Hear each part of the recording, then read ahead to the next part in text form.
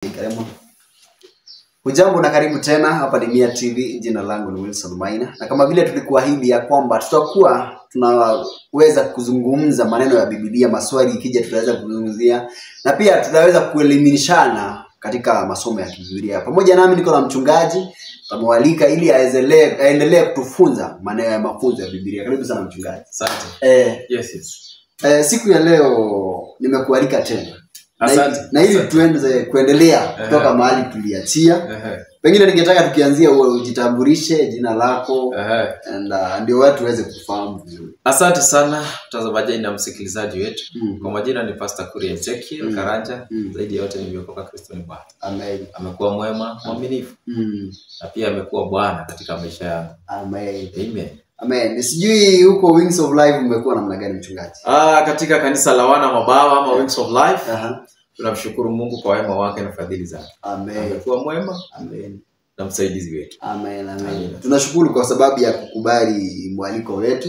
Asante. Na kupata hii nafasi ambayo ni nafasi ya kipekee kuendelea kutufunza masomo ya Biblia. Amina. Siku ya leo ningetaka tuzungumzie watu ambao wana mwito. Naelewa mwito ni aina tofauti lakini siku ya leo ningetaka tuanze pale chanzo. Mtu anaweza aje jua kwamba ako na mwito. Na ndio sasa aweze kutofautisha ni mwito wa aina gani. Ni mwito wa kuhubiri, ni mwito wa uibaji, ni mwito. Tuanze na mwito mchungaji. Mwito kwa Kiingereza tunaweza sema ni summoning. Sure. Ni vile naweza kuita Wilson. Joe. Kweli. Unaanza hapo. Kwa sababu hata ukiangalia katika wale ambao waliitwa katika Biblia, hata wanafunzi wa Yesu, akina Andrew, akina Filipo, wote wale hata akina Petero. Ni kuitwa walikuwa wanaitwa. Kweli. Hapo ndio mwito unaanza. It is just calling. Kuja. Hapo ndio mwito unaanza. Yes. Kwa hivyo sasa ukisikia hiyo sauti, sasa unachukua hatua ya kwanza kusonga mbele. Hiyo ni hatua ya imani. Kujua nimeitiwa nini, nimeitwa wapi, kufanya nini. Kwa sababu mito ni tofauti. Kweli. Yes. So tunasema kitu cha kwanza mwito ni ile unasikia sauti ambayo inakuja. Sauti lazima usikie hiyo sauti. Either kuna njia nyingi ambazo Mungu huzungumza nazo. Ya kwanza ni katika mafundisho ya Biblia. Ya pili ni nature. Mungu huzungumza na nature. Just the natural things. Hata mtoto atakuzungumzia, hata mwenda wazimu utapata amekupea information, hata mpita njia, hata yani nature in general. Ama pengine saa zingine umetulia tu pahali, matawi tu na ndege wanakuzungumzia. Na ile mimi huambia watu katika hilo unasikiaga a deep confirmation in your heart. Tumesema Biblia, nature, pia kwa manabii. Mungu hutumia manabii kukuzungumzia. Manabii wake. Pia neno lake linakuzungumzia na unapata that conviction in your heart that I've been called in this area. Okay. Yes.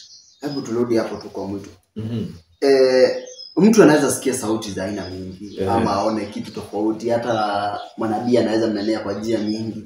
Mtu atatofautisha aje kwamba huu ni mwito wa Mungu? Ni lazima ukue rooted in the word of God. Amen. Ukue rooted in the things of God.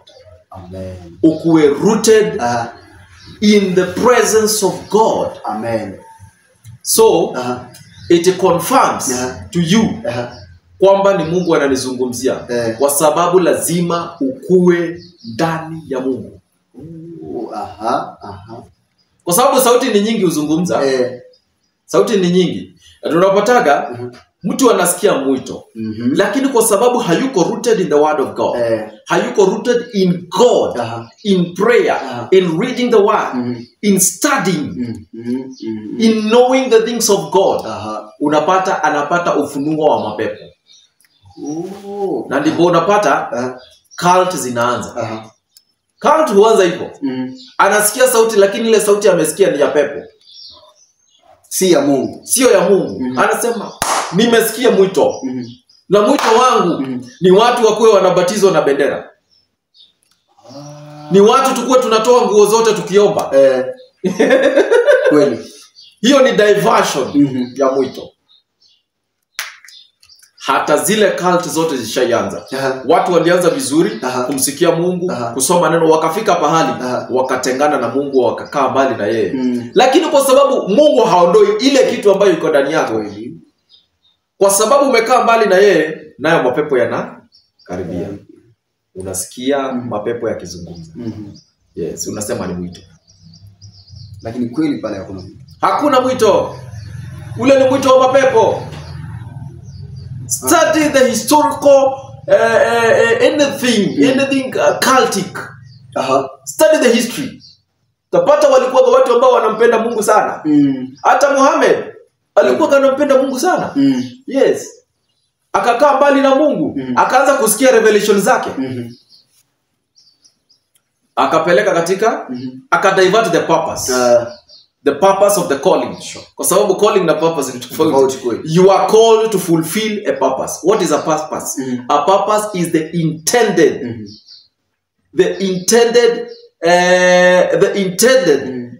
origin of a thing. The intended origin of a thing. Ni kama hii simu nikupe mfano. What is the intended original purpose of this phone? Mtu akiumba alikuwa anaiumba kwa nini? Kwa sababu sisi tulijua baadaye kwa sababu ya mawasiliano. Kweli. Tukafika pahali tukaona hii inaweza chukua video, inaweza piga picha, inaweza fanya.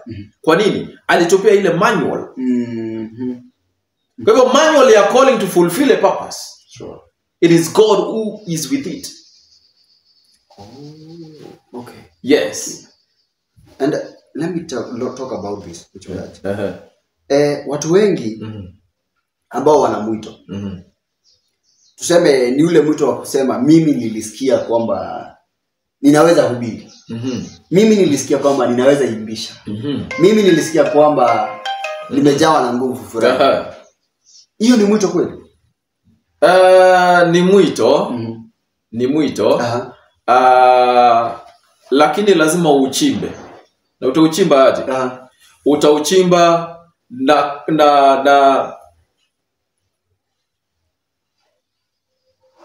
utauchimba ndani ya maombi na ndani ya neno. Kweli. Utauchimba ndani ya maombi. Ni kweli utaitwa katika uimbaji, utaitwa katika kuhubiri, utaitwa katika kitu chochote kile. Lakini ni lazima uchimbe wewe mwenyewe. Kwanza na wewe mwenyewe. Ni lazima wewe mwenyewe. Kwa sababu kitu cha kwanza, ku understand calling, ni lazima ukue, tumesema lazima ukue rooted in the word of God. And where do you find your purpose? You find your purpose in the person that created the thing. Nimepeana mfano wa simu. Simu hii ni lazima mwenye aliumba atuambie aliumba kwa nini. Kwa sababu ni lazima mtu ambaye ameiumba hii simu atuambie aliumba kwa nini. Kweli. Haiwezi kosa man. Ni lazima. So ni lazima mwenye aliumba hii simu atuambie aliumba kwa nini. Na sababu ya kuumba. Na sababu.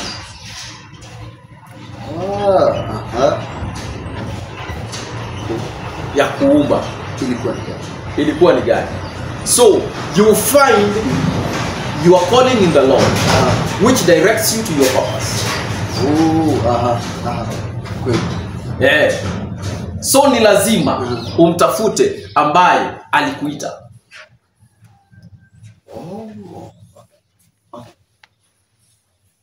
Ambaye alikuita ni lazima ukue rafiki yake. Ambaye alikuita lazima ukue rafiki. Lazima ukue rafiki. Hebu niulize mchungaji. aina za mito ni mingi. Na kuitwa kuna utofauti mwingi sana. Tukisema ya kwamba Mungu anaweza kuitwa na njia nyingi sana. Mtu ambaye hajaokoka anaweza kusikia mwito wa Bwana. Ndio hiyo tumesema kuna diversion hizo kwa sababu kama huyuko ndani ya Bwana wewe si wa Bwana. Pale Biblia inasema kwamba mlijiita kuwa wetu lakini sio wetu. So, how can you fulfill the calling of God if you don't know the God? The God that is calling, that God that is calling, you don't know him. Neither do you know his deeds. Neither do you know his calling. How can you nikuulize Kagondu, how can I come to this TV and start operating in this TV and I don't know any kind of operations here? Is it possible? No, it's not possible. At all. It is not. At all. Nitajuaje cameraman inafanyaje? Camera 2 inafanyaje? Setup, you know all that. Sure. Nitajuaje? Uwezi elewa. Kwa hivyo ni lazima kwanza ukuje kwa hii TV, ukuwe introduced. Ukuwe ufunzwe. Hii cameraman inafanya hivi, ile camera 2 inafanya hivi, ile camera 3 inafanya hivi. Ukiona kunafanya hivi, unapindua hivi. Ukisikia kuna upepo hivi, unasikia sound echoes, nini, soundproof. All that you are taught to understand how Mia TV works. But you cannot just come from the blues. Mia TV. Mimi ndio na record. How? You must be familiar with Mia TV. That is the same thing according to calling and purpose. You have to be familiar with God. Be familiar with God. Know God. That is what I mean. You know God. You know his statutes. You know his will. You know his ways. You know how he works. You know who is God. So that he can call you. Mtu hawezi toka tu na huko tu kwa ulimwengu akuja aseme mimi nasikia mwito wa kuhubiri. Unajua hata kuhubiri ni nini? Biblia yenyewe unaijua unahubiri nini? Ni lazima hata kama hautaijua yote ukuwe na clue ya Biblia. Kwa sababu Biblia huwezi ijua yote. Ni lazima ukuwe na clue ya kile kitu ambacho utazungumzia. Wow. Nafikiri mpaka hapo anayetutazama ameelewa. Nataka tuchukue break kidogo ya dakika 2. Lakini kwa hiyo break ningetaka kuambia kwamba sasa hivi ukitaka any graphic, ukitaka kutengenezewa logo, ukitaka kutengenezewa posters, tunatengeneza pale at John Gishoi Creatives. Tutapina namba zetu hapa in case utake logo, utake business card, posters, in case uko na crusades, unataka kutengenezewa logo, unatu reach out mpaka hapo. Acha tuendelee na kipindi chetu, najua Bwana atatusaidia. Turudi pale mchungaji. Kuna vitu mingi sana ambao watu wanatofautisha sana na mtu. Unapata kuna mtu pengine alisikia kama yeye ni mchungaji. Alisikia kama ana ule mtu wa mchungaji. Akaendelea kidogo akasikia tena haikuwa ni mtu. Nini hufanya watu ambao walikuwa wameitwa tena kurudi pale parani? Mwito kama nitasema hivi. Kama umesikia mwito vizuri, mwito haunaga kuondokea. Kama umesikia mwito vizuri. Yes. Kwa sababu katika mwito kuna kitu tunaitaga preparation. You must be in the preparation. And let me surprise you, Wilson. You cannot die in the preparation. Hauwezi kufa. You cannot die. You cannot die. Musa ameitwa. Mwito wake ulianza akiwa mdogo, lakini hakujua. Pahali alikuja kujua, mimi ni Mwisraeli. Amejua. Ameshika mtu amenyonga, kwa nini yeye hakunyongwa? Sababu amepotelea kwa anko yake. Ameenda for 40 years. Kwa nini hakukufa nyikani? Maana alikuwa na mwito. That was preparation. 40 years in the palace. 40 years in the wilderness. That was preparation. Na katika preparation kuna vitu nyingi hufanyika. Kwa sababu kuna kuwaka na kutandikwa, kuna kuwaka na kuonywa, kuelekezwa, kuchomwa. Ndivyo ukuje utoshe vizuri. Ndio ukuje ufit. Hata chungu cha kupika ni lazima ile matope ibondwe, ibondwe, ikuje shepi, ishepiwe, ikuje ikauke kidogo, iwekwa kwa moto. Hata dhahabu ile nzuri ni lazima itapitishwa katika moto. It is in preparation. Ndivyo ikikuja pale kwa display, unaona wow. Kweli inakaa vizuri. Inakaa poa. Inakaa fiti. Wow. Preparation ndio kitu cha maana sana. Kwa hivyo unaweza kuwa ulisikia mambo yako na ndio nimekwambia lazima ukue na that relationship. Intact relationship with God. Ndio usikie vizuri. Wow. Na kama hujui calling yako, mimi usema hivi, spend time with the creator of that object. The object is you. The creator is God. Spend time with him. Spend time with it. In the presence, that is where you will find and understand and know. Yes. Na kwa hilo neno ambalo umetupea mchungaji, kuna kitu moja ambalo imekuja kwa mawazo. Kuna watu wengi haswa, wacha niseme haswa kwenye kanisa, vijana haswa wenye wana grow sahi, wenye wanakuwa kiroho. Unapata mchungaji amemweka kwa ndiye anaongoza ibada, hapo kwa uimbaji, yani hapo kila mahali. Huyu mtu ataweza hadi kutofautisha mwito wake, na amewekwa kila mahali. Mwito, mimi ufafanue hivi. Mwito huaga sana hizo vitu zote. Kuna ile kitu you are very best at. Kwa hizo vitu zote. Kuna ile kitu uko perfect. Perfect. That is your area. Hata kama umewekwa. Hata kama umewekwa uimbaji, uongozi, kufunza watoto, kufunza wanarika, kufunza wapi. Kuna ile kitu unasikia, this is my best. And I'm very best in it. So that is your area. In other words, where you are strong, that is your area. Nasema hivi, utafanya vitu vingi. But the moment umerealize, wakati nafunza, hapo ndio nasikia roho yangu inafika kilele. In the place that I'm strong at, that is my area. Kwa hivyo hizi zingine fanya, hizi zingine ni bakshishi. Na sana hupatikana na kipaji maybe cha mtume. Mtume utapata akifanya vitu vingi sana. Kama mimi najua mimi ni mtume, mimi naweza imba, naweza funza, naweza ongoza maibada, naweza fanya nini? Naweza fanya karibu kila kitu.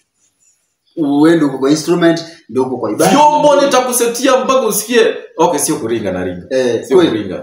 Lakini sana inapatikana na kile kipaji cha utume. Ndio hiyo. Unajua kuna walimu, nini, wachungaji, lakini kuna mtume. Mtume sana unajua hata anaweza enda kuhubiri in a very new area akiwa peke yake. Haogopi the environment, afanye nini? Ako pale, anakuja na set vyombo, anaimba, anacheza vyombo. Na ndiye kila kitu. Ako sawa. Na sio ile tunataka ati unachukua vision vyote. Unapata tu iko ndani yako tu ile. Yes. Lakini unapata the main thing ni katika kufunza na kulihubiri neno. That is the strong area of an apostle. Wow. Hizi zingine za kwa tu bakshishi. Anaweza imba, anaweza fanya, anaweza yeah. Ningetaka mchungaji kwa dakika kidogo uongeleshe wanalika na wale bado hawajajua mwito wao kwa namna gani. Na wale bado wako kwa kanisa lakini hawajui wafanye kazi gani, hawajui waanze wapi, wamalize wapi. Kwa dakika kidogo. Kwanza kabisa wanarika, jipe wakati. Ukijipa wakati, join any department. Join any department. Katika ni kanisa, join any department.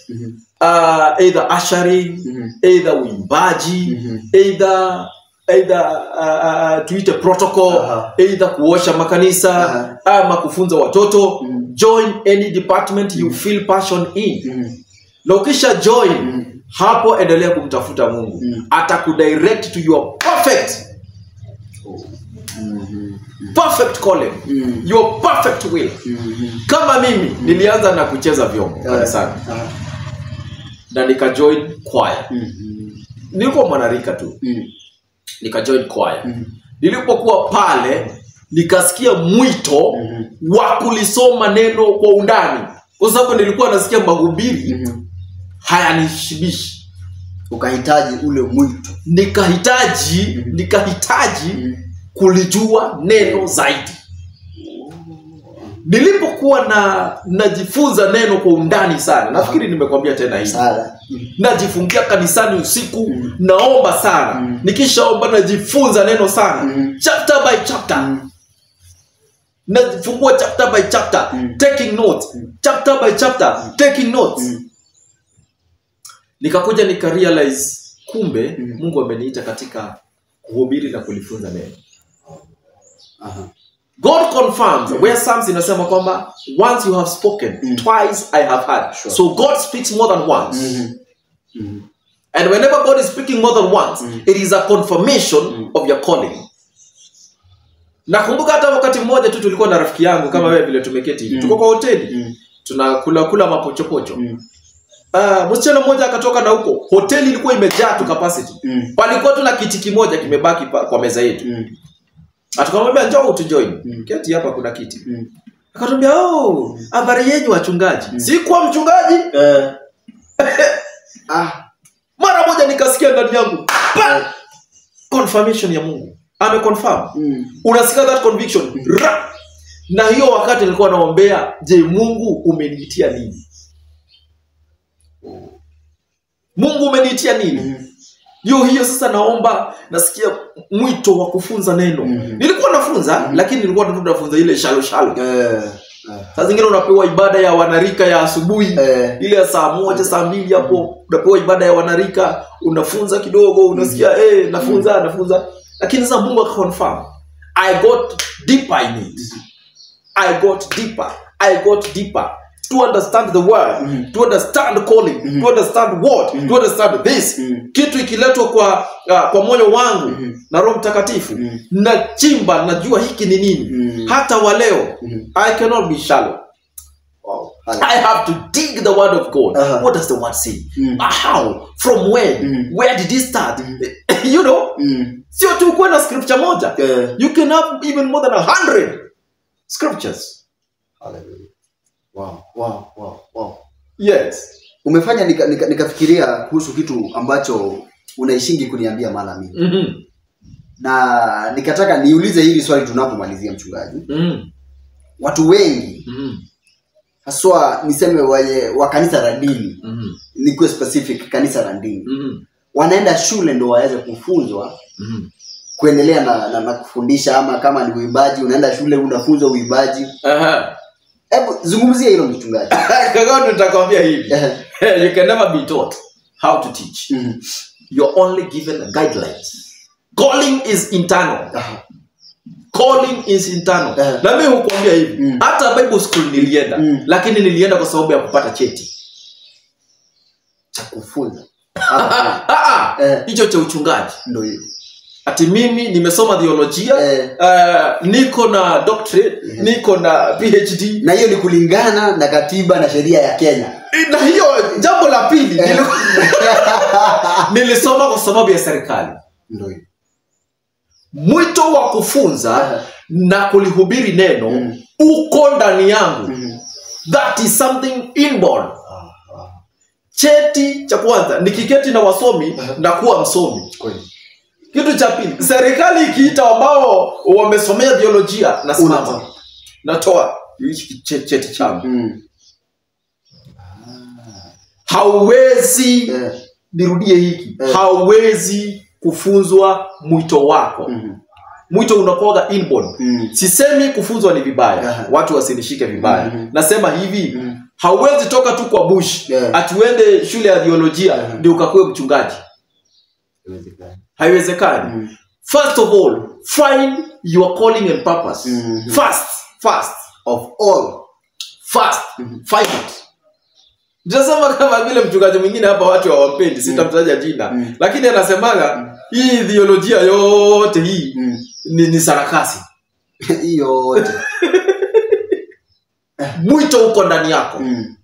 Mwito uko ndani yako. Ni lazima utafute ambaye alikuita, ambaye ni Mungu. Umtafute, ukuwe na wakati na yeye. Ujifunze mambo, ujifunze vile anataka what is the perfect will of God in your life. Wow. Singetaka tuguzie hiyo swali, maana nafikiria hiyo ndio swali ambazo tunaliguzia wiki ijayo. Tofauti ya mtu ambaye ana mwito na mtu ambaye amesomea. Juu ni kitu ulifanya nikaihisi ndani yangu kwamba hizi ni vitu mbili tofauti. Ni vitu mbili tofauti. Na ningependa sana ikiwa topic ikiwa binafsi yake kivyake ndio watu waweze kuelewa tofauti ya mwenye ameenda shule na tofauti mwenye, maana kuna watu hata saa hii kuna mali nilienda hebu kwa mfano na niliposikiza yale mafunzo tulifundishwa nikasikia kwamba haya si mafunzo ambayo anafaa kufunza kwa mtu ambaye ameamini. Maana huwezi kuja kunifunza jinsi nitakavyoanza kusoma Biblia na nikompare na vitu za zamani. Nikaona kuna tofauti sana. Hiyo ni kama kunifunza the church history na ukumbuke tunafunzwa ndani ya kanisa. Nikaona ile kitu ni kitu ngumu sana kufunza kanisani. Lakini nikakuja kuelewa kwamba alichokuwa nafunza ni somo la biolojia. So sio masomo ya Biblia, ni biolojia. Na ningetaka pia siku moja maybe wiki ijayo tutaweza kuzungumzia lile swala. Maana najua una mwito kupitia hiyo na najua kwamba ni somo ambalo unalipenda na ni kitu ambacho unaweza kifafanua kwa njia hii ama ile nyingine. Sasa tunapomalizia, mchungaji, labda una neno la mwisho ungetaka kumwambia anayetutazama? Asante sana mtazamaji wetu na msikilizaji wetu. Nitamalizia kwa kusema hivi. Find your calling to fulfill your purpose. Because your purpose may not be your calling, and your calling may not be your purpose. Amen. Wacha kurukaruka from one thing to another. Utapoteza wakati na muda. Kweli. Kitu kizuri ni tafuta wakati wako mwafaka. Tafuta wakati mzuri na Mungu. Tafuta wakati mzuri na Muumba wako ambaye ana mwito wako. Amen. Tumepeana mfano wa hii simu. Tukasema ya kwamba ambaye alitengeneza hii simu ndiye anayo kusudi ya hii simu. Asipotupea the manual hatuwezi understand. So ambaye yako na manual yako ni Mungu Muumba. Kuwa na wakati na yeye and you will find your calling and your purpose. Wow. God bless you. Amen. See you next time. Amen. Amen. Langu nitamalizia hapo, sina mengi ya kusema. Niruhusu tu tupatane wiki ijayo. Kumbuka kutufuata katika social media zetu zote. Ukiingia pale Instagram, Facebook, Twitter na pia pale kwenye YouTube ukumbuke kusubscribe. Na pia ukumbuke nimekwambia kwamba ukihitaji graphics, unahitaji CV, unahitaji poster, unahitaji kitu ambacho tunaita invitation cards ama zile tunaita business cards, unaweza tu reach out pale kwa John. Na kumbuka hizi vitu tunakufanyia na offer kwa sababu yako tu peke yako. Asante, tupatana wiki ijayo. Jina langu ni Wilson Maina. Usisahau kutufuata. Asante kwa wakati wako. Asante.